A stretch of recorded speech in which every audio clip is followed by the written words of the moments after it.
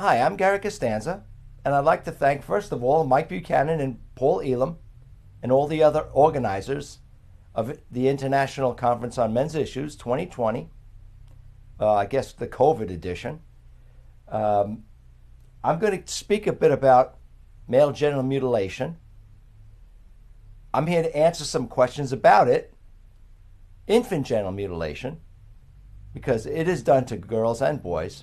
I'm going to give some facts, and more than that, I'm here to ask questions and to get you to think and make up your own mind. I'll ask the medical community and parents about what they do, and I'll also ask feminists and women some tough questions, also about gynocentrism and misandry, and how that contributes to the practice of circumcision. Circumcision is just one issue among many that concern men's rights activists and men and boys, but by far it's the most insidious and intractable. Many men and society don't even realize that it is even a question. I mean, the civilized world, we all know about female genital mutilation. We know that's wrong. But why are we not, society and people in general, not making the connection that it is the same harm being done to boys, to infants? Male and female infants should not have their genitals cut, healthy genitals cut, routinely. Let me just give you a little quick overview of how we've come to be doing this in the modern era. John Harvey Kellogg of Kellogg's fame, he thought it would be a good idea to stop boys and girls from sinning by masturbating.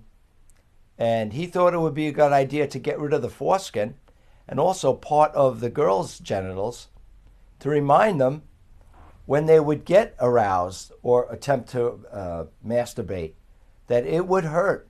It would give a lasting memory of this is not good. So this is really how it started in the modern era, to prevent boys from enjoying masturbation and possibly sex. The big question is, why are we still doing it? Yes, there are thousands of us intactivists out there worldwide, and most of the world doesn't do this to their boys or girls. It's just a few first world countries that still practice this routinely for not even a religious reason. Many other countries in the world do continue to do this, but for religious reasons, and that's allowed. But here in this country, Canada, Australia, namely, they're routinely doing it to boys for no religious reason or medical reason. Why are we still doing it? Why is it so easy to continue this horror? It's the perfect storm of ignorance and secret atrocities, forgotten and hidden from its victims. We don't know it happened. Most boys are not told. Almost all boys are not told what happened to them. If they do ever find out, they hear it from other people or research on their own, or they notice a scar on their penis. That's how I noticed. Ever since I could remember, I remember looking at my penis and noticing that looks strange. I mean, scars don't look normal. Skin should have the same skin tone throughout, and here's this mottled, sort of scarry looking tissue on my penis, and I'm saying that doesn't look normal.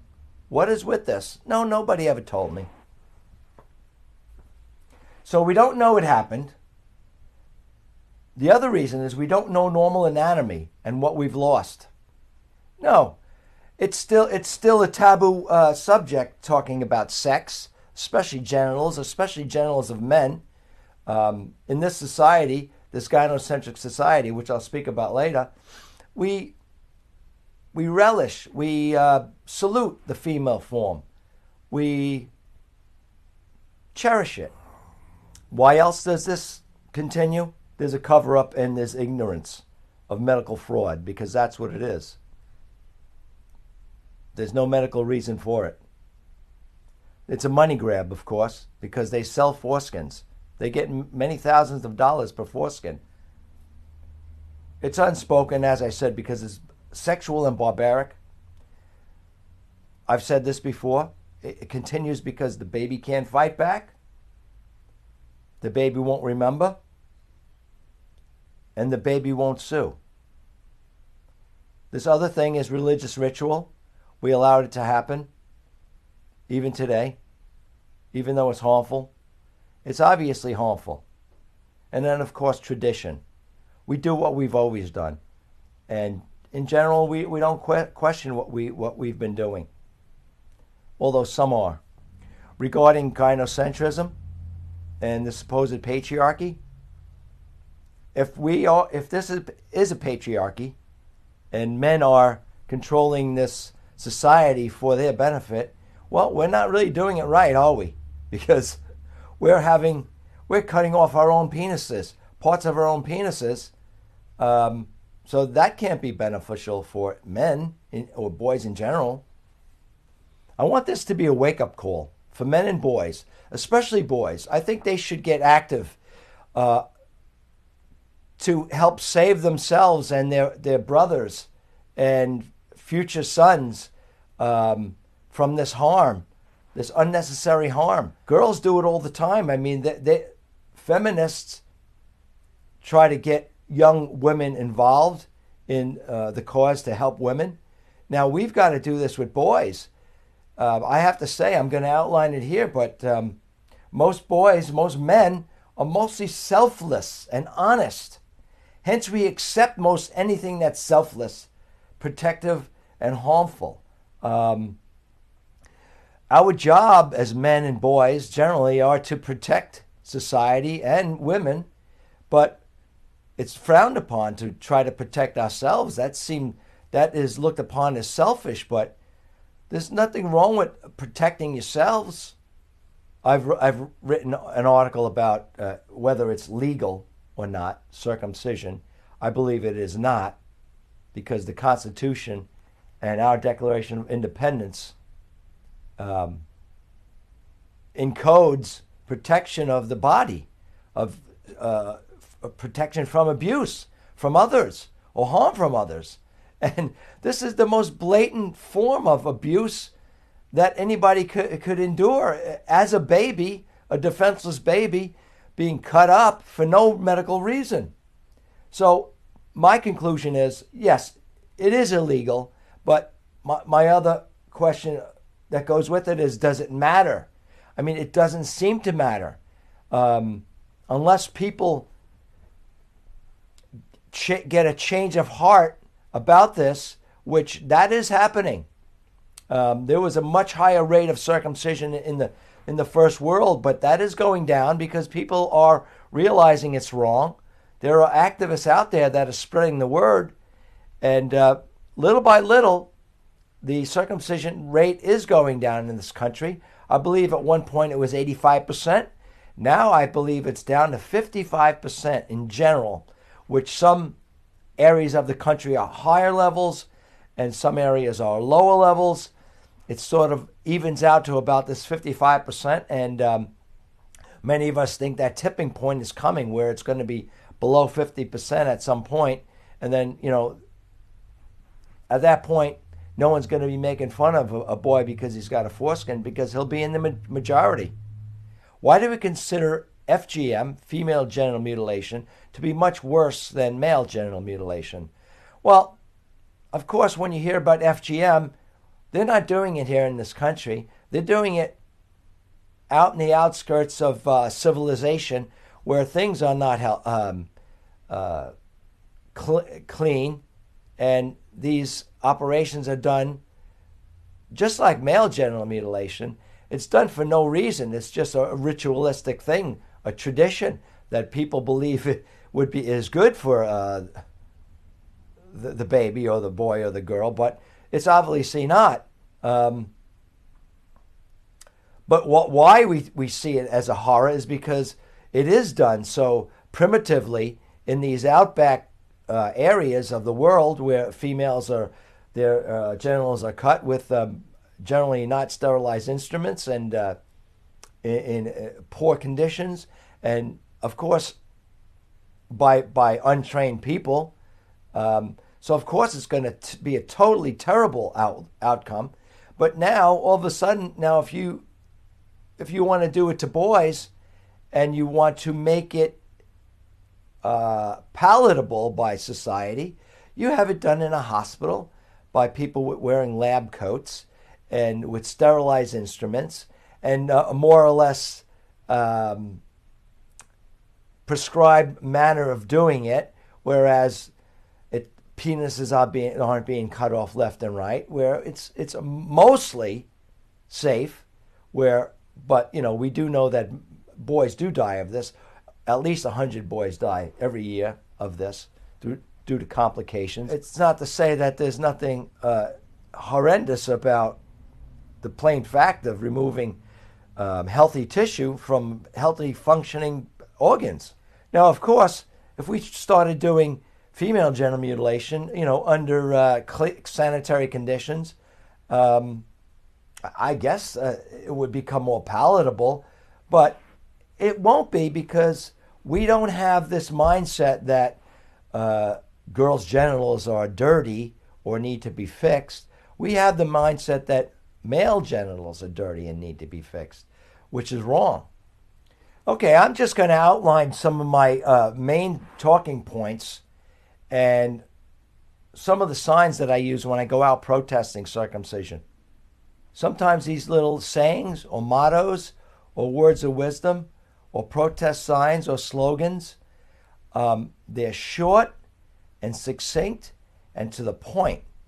And in that way, they are very profound. So do the research. Don't listen to what I say. Boys, go out there.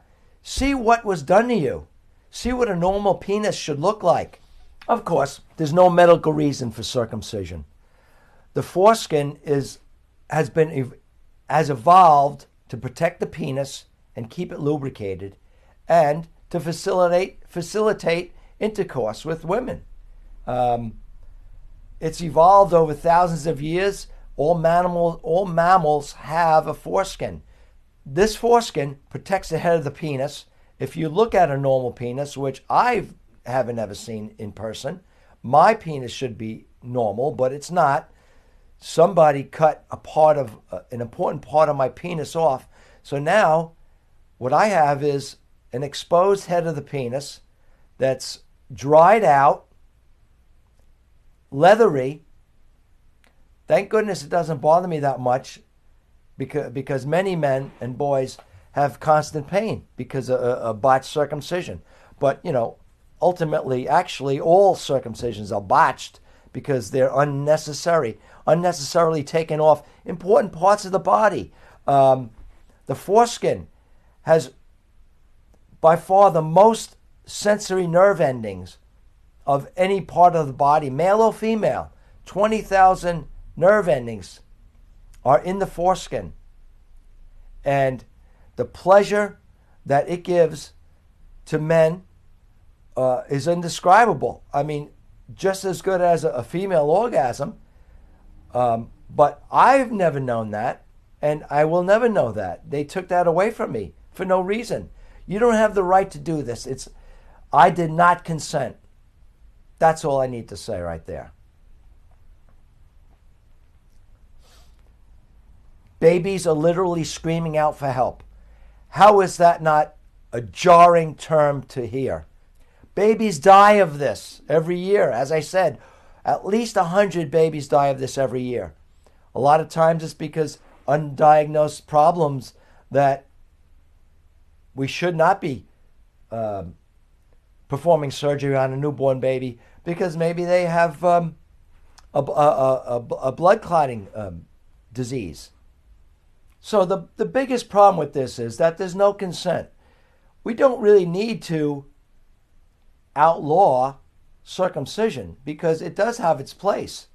And I mean, if somebody, when they're old enough to decide that they want to have this surgery, I mean, people have surgery for all sorts of crazy reasons that are not logical, but people do have the right to do this to themselves if they so choose to.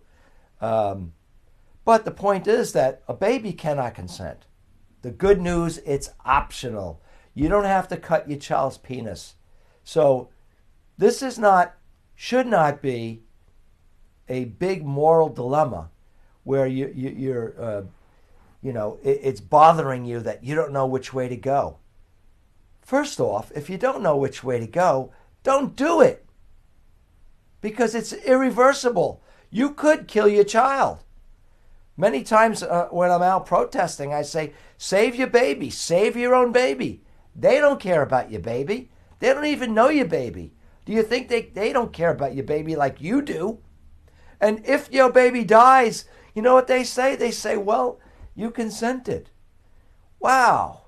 Is that what happens now? Boys and girls are born perfect.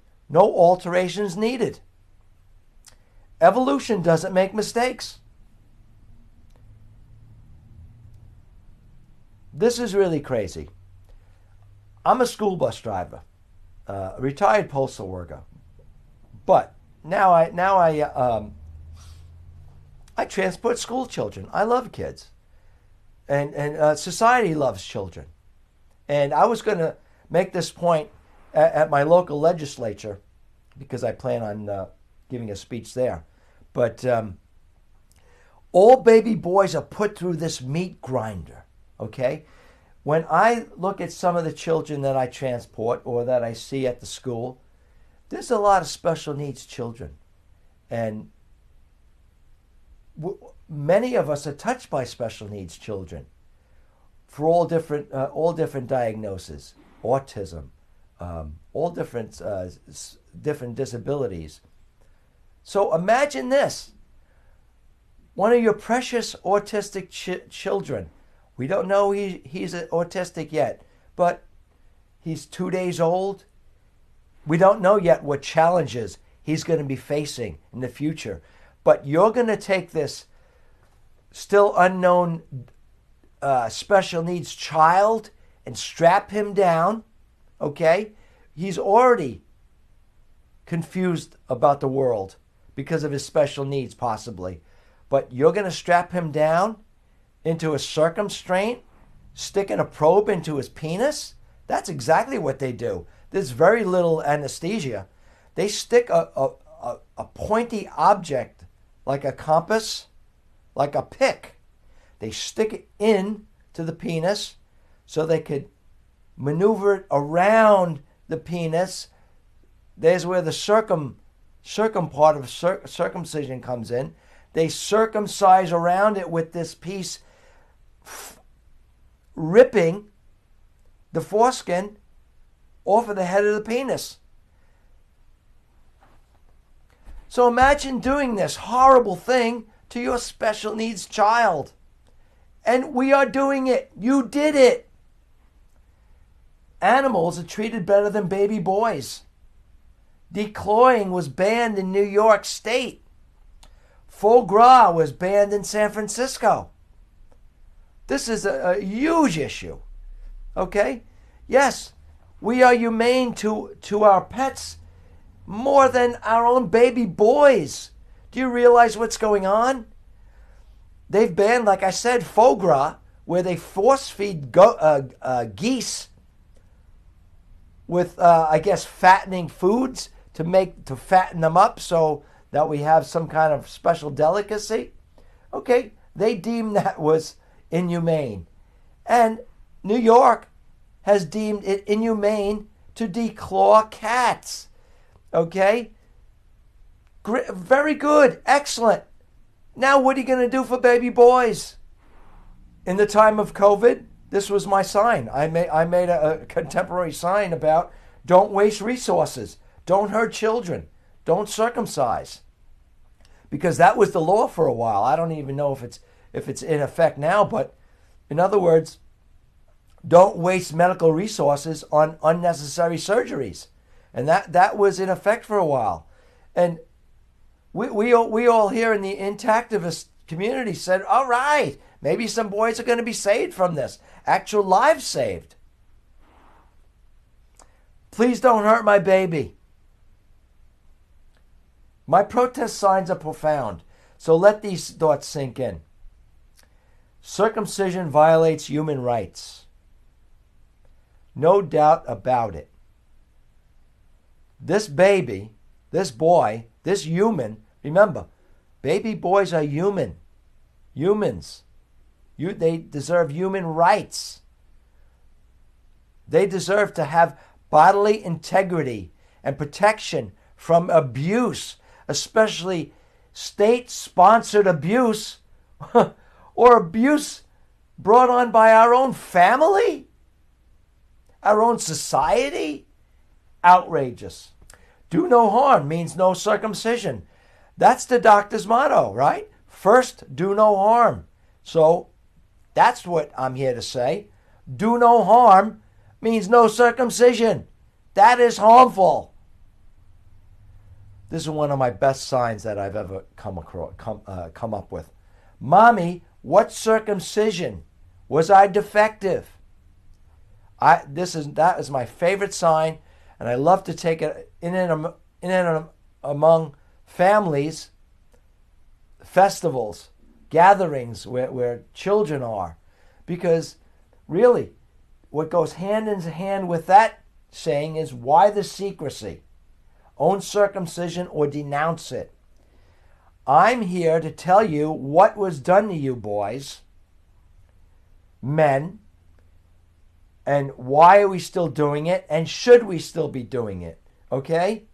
Really, boys, girls even. Girls know about this. They hear about this from feminism, that there's such a thing as female genital mutilation, and that's taught in schools, rightly so. But we're doing this to boys. We're also doing this to intersex babies. Intersex babies are babies born with both male and female genitals, of varying degrees. And routinely, these intersex babies are on the spot determined to be female or male by cutting off the unwanted genitals. Us in the intactivist community believe that leave intersex babies alone, leave boy babies alone, leave girl babies alone. There should be no surgery, corrective surgery, unless there's a disease or a true deformity that's harmful. When I say, Mommy, what circumcision? Was I defective? I want an answer to that. When I go out and I ask this question of people, they look at me in horror like there's children here. Yeah, exactly my point. Why the secrecy? Is it because you're talking about penises? Well, you tell kids from an early age what's the right touch and a bad touch, where you don't want kids to be abused sexually.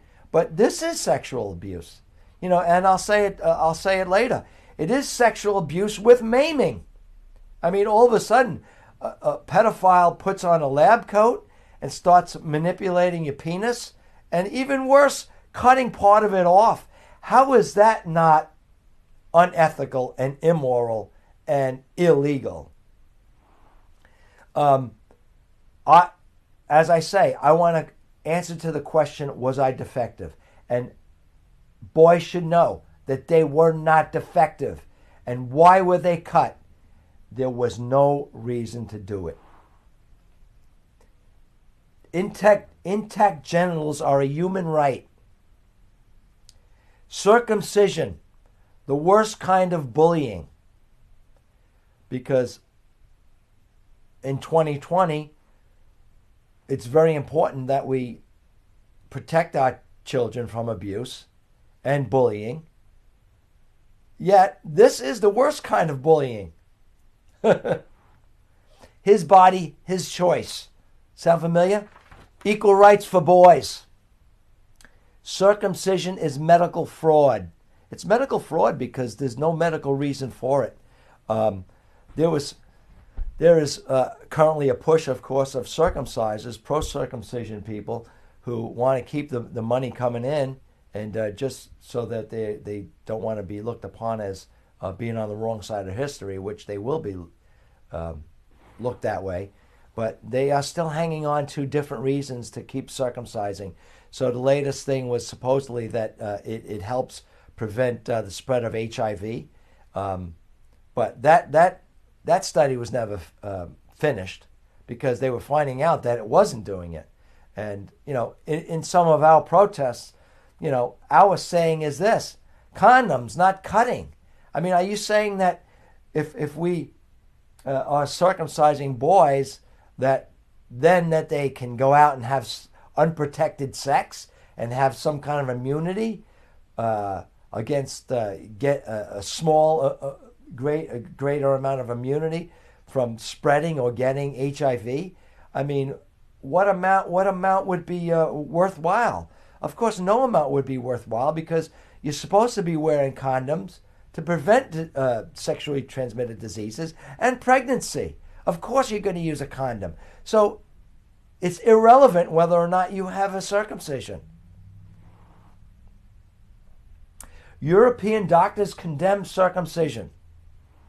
There's been a number of countries over in Europe that are trying to ban circumcision, and it's actually happened here in this country because we get it over here, except we are slower to get it because we've had such this crazy tradition of doing it that it's so ingrained in us. In San Francisco, there was a bill to ban ritual circumcisions, but it passed, but then it was rescinded by the governor, I believe, because religious groups were incensed. They didn't want to hear it.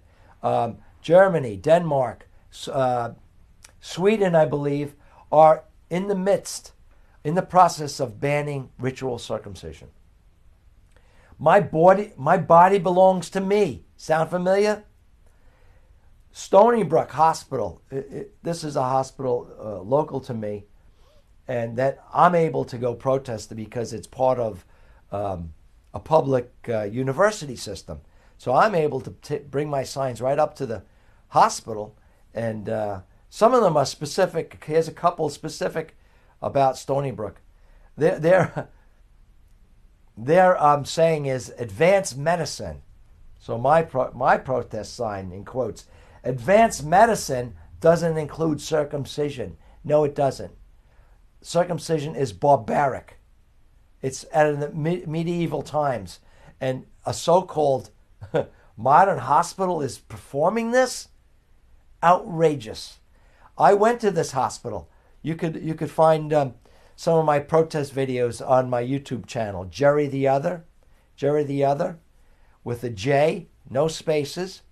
So I went into this hospital because I wanted to report what I think is child abuse going on in the hospital, because they actually have a child abuse coordinator of the hospital. And I wanted to speak to that person. I did call up one time about it, and I did go in person. And she was listening to me, this person. It wasn't the child abuse coordinator, but I went in and I said I wanted to report this child abuse. And she asked me, like, can you give me a name? Who's being abused? Who's doing it? I said, I don't have a specific name, but I know it's going on in this hospital. It's child abuse. You're strapping down newborn babies against their will, and somebody's fondling their genitals and actually cutting part of it off for no medical reason. Is that not the definition of child abuse? And, it's just so obvious. Please try to do these things as I'm doing them, because you make a difference. You can make a difference. Stony Brook, here's my other sign about Stony Brook. Stony Brook sells babies' body parts, foreskins. Absolutely true. They don't throw away these foreskins. Do they? When they sell these foreskins, because they are used, believe it or not, look it up. They make facial creams for women. Oprah was selling these creams. Outrageous. Can you believe this humanitarian that we think Oprah is, which she is, but so many people just don't get it when it comes to this. Facial creams at the expense of baby boys' lives, actually. You know, baby boys' foreskins, they need their own foreskins. And I believe some of these foreskins are sold. They use them for research. And I guess also to help in burn victims, possibly. I'm not sure, but they're used for research. But yes, it's obvious that these foreskins are a valuable commodity and a wonderful commodity, a wonderful organ. But the baby boy should keep it. Circumcision is genital mutilation and sexual abuse of children. Circumcision is cruelty to boys. Here's a great one. I got this from, I think, Your Whole Baby. That's another great organization. Look that up, Your Whole Baby. Peace begins at birth. What a wonderful sentiment. It's absolutely true. I try to tell people when I go protesting, peace begins at birth. Do you want to declare war on your child within days of being born? That baby is so vulnerable, and you're gonna strap him down and torture him. It really is torture and trauma, and mutilation and maiming. You know, peace begins at birth. This kind of trauma affects the mother-child bond, and you know, psychologically and subconsciously, what is this doing to baby boys? Do we have any research as to what this does to boys in general and men in general? Does it make them more violent? Do we know? I mean, why are we doing this without any research? You know, actually, there was research that was planned on being done about different methods of circumcision. This was in the United States. And so before it even got started, it got stopped because people thought it would be unethical to have different methods, you know, side by side of circumcision. Let's say maybe a control group that didn't get circumcised, then a full circumcision, then a half circumcision, and then different methods using scalpels and then using the plastibell and the Mogen clamp, all these different ways. You know, yeah, when you look at it that way, it sounds barbaric. Well, it is barbaric. You know, you would say that it's unethical to, they did deem this unethical, this study, because it was going to be, you know, publicized and, you know, talked about that. Look, all these babies were lined up and this one was done this way, that done that way. And no, they'd rather have this done in secret and under closed doors. It's not that they care about the babies. They just want this to be hushed up. They don't want any research. Genitals shouldn't come with scars. Here's a meme that I made up a while back. This is just perfect. Here it goes. Picture a beautiful little baby boy. And here's the meme. Here's the text. You don't drink alcohol or smoke. You eat right and take prenatal vitamins. You don't take harmful drugs or painkillers. But soon after your baby is born, you cut, crush, and amputate with excruciating pain and trauma part of your baby's genitals. Huh? No, I'm going to show a picture of this. You got to see this. This was a great sign I had. This was a sign I was carrying along with a circumstraint, okay?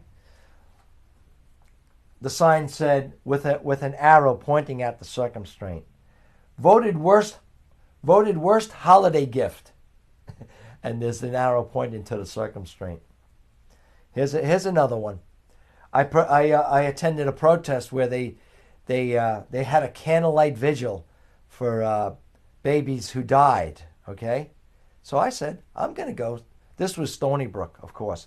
Whenever a Stony Brook thing is happening, I go there because I want these professionals to know. And lay people and the general public to know what's going on and what we should do to stop it. So I went to this candlelight vigil and I had a sign that said, "Light a candle for babies killed by circumcision." Here's just a few thoughts. Injustice is recognized and experienced and remembered by people, but what happens to baby boys are unknown and hidden from those victims. Hence, no big movement or protesting in the streets. The unknown and hidden Holocaust against children. Almost all don't know they are victims. All who have died certainly don't know, partly because most still have okay sex with climax, so we think it's okay, and because they don't know what normal sex is like.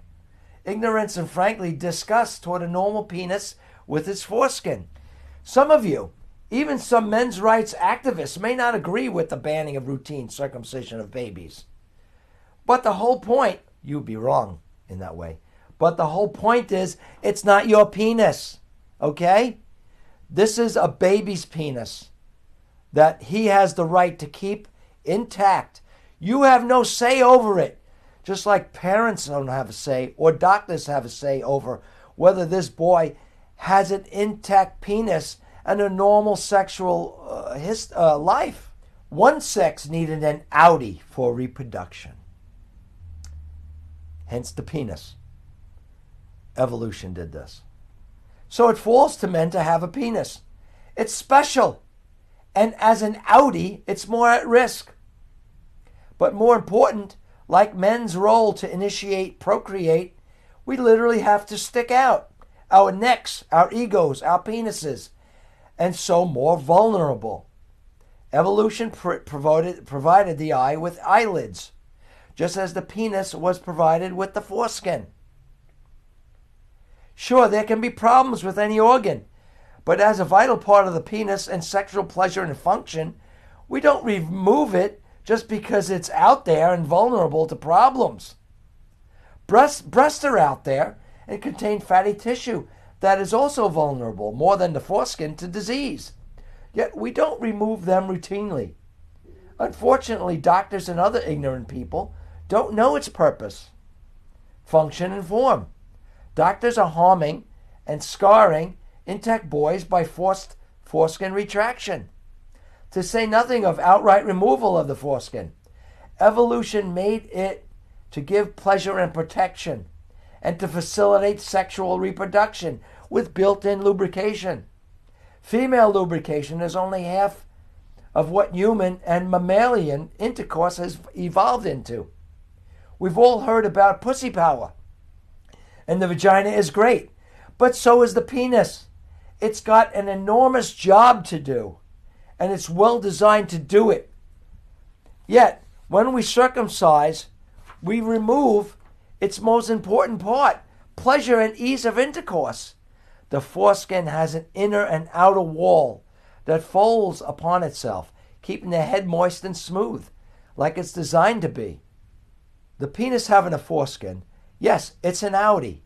Yes, it can have medical issues because, when you have a human organ, it's liable to have issues. Whether you clean it, whether it gets damaged, the penis and foreskin is an outie. So it can get damaged. It can be misused or mishandled or not taken care of properly. So there, just as with any other organ, we have eyelids to protect the eyes. Eyelids can get diseased. Breasts can get diseased. Vaginas, cervixes can get diseased. But these are important organs that we need, that we evolved with. So these extra special organs, vaginas, penises, foreskins, breasts, eyes, eyelids, they are special and important organs that need protection. Yes, they are vulnerable. We would not remove them just because we want to avoid any problems with them. Men must still wear the male uniform, suit and tie. Short hair, no fussing allowed. I guess to keep us ready for any dirty, difficult, or dangerous job or war. So nothing must get in the way. My aunt actually said it's better circumcised to enable men to go to war and not have a foreskin to worry about or take care of. I guess men are the utility needed by women in society, so no luxuries for them. Yes, good, nice things require more attention and care. And long hair or a foreskin are two of those things. Long after men's brush with a semblance of equal respect and accommodation by society, boys' penises and hair are routinely cut by ignorant male code enforcers. Why the fuck do parents cut boys' hair so short? It looks better long for most people. With all those ears sticking out, duh. Why do you think girls do it? And why do you think they look better than boys? No girls walk around with crew cuts because it looks shitty. So why are boys forced to? Is it moms unconsciously enforcing the boy code? Why low cut and sleeveless blouses?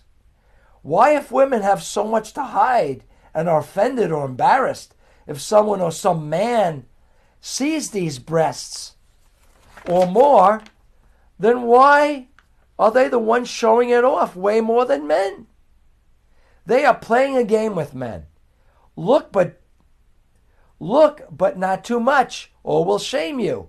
We'll tempt you, but if we don't like you, we'll also shame you. Also, we'll play Miss Innocent, pretending we don't know what we're knowingly doing, flaunting their flesh, shaming men for looking, and pretending going braless or pantyless is for their comfort. Comfort. Why high heels, skirts? Why thongs? So no panty line. First, who said their pants must be so tight that you can even see panty lines? Them. So now they have another problem, men seeing their panty lines. So thongs for all. What's so wrong with panty lines? So they have even young girls wearing thongs to avoid panty lines, and with their mother's permission. And this is all on women. They've embraced their almost limitless freedoms to convince themselves that it's men who's doing this. Gee, men don't have these problems, as we don't wear skin-tight clothes that bring all these other things. Men looking, panty lines, rashes, jeans that don't fit, etc. I say all this to show men and women are different in their sex roles. Men as initiators, the consequences of women being visual sexual stimulators. Testosterone. Like it or not, this is how we've evolved. So the penis is an extraordinary organ, not just a hard-on with a flap of skin. Lubrication. Okay, I don't really know. I don't have a foreskin. How would I know? But I do know that lubrication is lacking when I have sex. Bingo. Maybe sex would be longer and more pleasurable, thus more time before climax. Think gliding, not rubbing, and therefore, contrary to popular belief, lasting longer. Climax wouldn't be the only goal or the fixation on lasting longer, with the ride more enjoyable, as it is for women. But what I do know now, my penis is totally dry. I don't even know what a normal penis looks like. Are the sex drive equal? Who knows? I'm starting to question all these things. I always assumed that from the 60s, we're equal.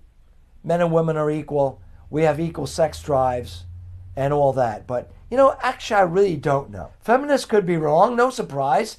Since erections were needed, arousal was needed.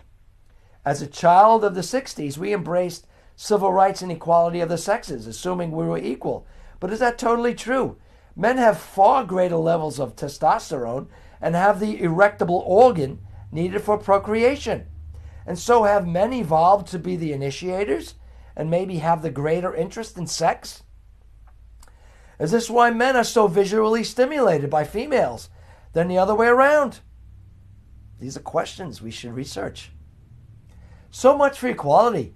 Yes, there is individual variations. I'm talking in general concerning foreskin in females. It's not yours. You don't have to like it. We've learned to love, even crave, your female parts. We can do the same with our intact male parts. We love to please you and your parts. And you can likewise embrace and enjoy pleasing us and our parts. American women, get over your foreskin hang-up. You wouldn't like it, even call it misogynistic, if men called your vagina bad names, right? What can you do? Write letters to the editor, call radio stations, write articles and op-eds. Donate to AVFM, NCFM, ARC Law, Bloodstained Men, Intaction, Intact PAC, Intact America. Speak out about infant genital cutting, including intersex babies, in your own YouTube videos. Protest with the Bloodstained Men or on your own with signs out in public and record it for YouTube. It's free. Research circumcision and express to family and friends what you know and believe about circumcision. This shouldn't even be a thing. Circumcision was meant to deaden sexual pleasure in boys and men and to curtail masturbation, the same reasons that are used in female genital cutting. This is the lowest hanging fruit, so to speak, of human rights violations and men's and boys' rights. Buy a bumper sticker. Put it on your car. That'll get conversations going. Really, man, all you intactives out there should get a bumper sticker and put it on your bumper. Get the conversation started. That's what I love about when I protest out in public with my signs. Whether or not I'm in person with people where I can speak to them, on highways where there's automobile traffic. It's amazing that I know that people are looking at the signs and they're going to discuss it amongst themselves. They're going to say, gee, what's that guy's sign say? Oh, circumcision. I agree with him. Or that guy's nuts. The conversation is started in that car. There's doubt. There's a seed growing inside of people, especially if there's children in the car. Mommy, what's circumcision? Was I defective?